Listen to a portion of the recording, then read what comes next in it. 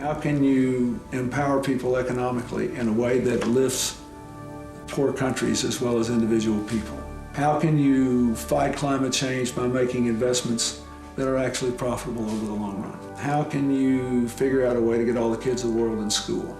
It's not just what are you going to do and how much money you're going to spend, it's how are you going to do it if you want to save lives and create promise and overcome problems. The mission of the Clinton Global Initiative is we bring people from all over the world and basically create a market, if you will, a network where people, the best people from all walks of life and all incomes and interests can come together and try to hammer out answers to, well, how are we going to turn our good intentions into real changes?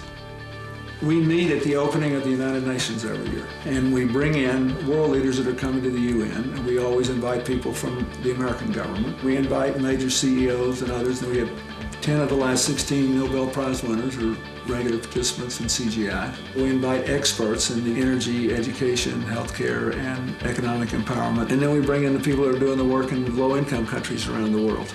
We try to keep the speeches to a minimum and have conversations about problem solving. And literally people sit around tables. And I remember the first year I was there, it was thrilling. I saw Jean Chrétien, who had just gone out of office as Prime Minister of Canada, sitting around with NGO leaders from around the world that he never would have met in a million years in office, talking about specifically how to solve problems. People come up with ideas, concrete ideas, and then we figure out how to fund them.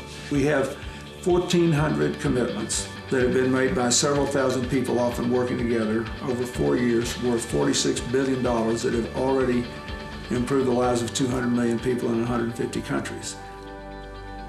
We just try to get people involved in things they see going on at CGI to come and plug into that. Some time, some skill, some product, some amount of money. Everybody's got something to give. What I'm trying to do is to create a whole different mindset for people.